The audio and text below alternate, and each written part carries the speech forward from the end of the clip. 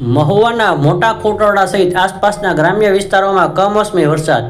રાજ્યના અનેક જિલ્લાઓમાં કમોસમી વરસાદની અસર જોવા મળી રહી છે.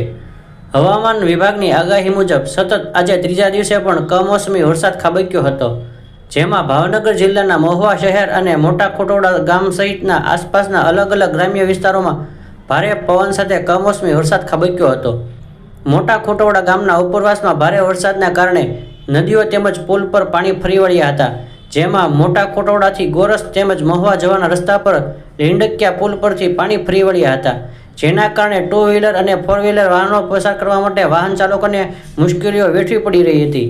જેથી મોટા ખોટોડા ખાતે રહેતા સ્થાનિક બાપા સીતારામ યુવક મિત્ર મંડળ દ્વારા 2 વ્હીલર અને 4 વ્હીલર સહિત વાહન ચાલકોને મદદ કરી પુલ પસાર કરવામાં આવતો હતો, જેથી કરીને કોઈ જાનહાનિ વાહન ચાલકોને ન થાય. તેમજ ભારે વરસાદ અને પવનના કારણે રોડ રસ્તાઓ પર પાણી ભરાઈ ગયા હતા અને વૃક્ષો પણ ધરાશાયી થયા હતા. મહુવાના રસ્તાઓ પર પાણી ભરાઈ ગયા હતા. નીચાણવાળા વિસ્તારો પાણીથી જળબંબાકાર થઈ ગયા હતા. અનેક વૃક્ષો ધરાશાયી થઈ ગયા હતા.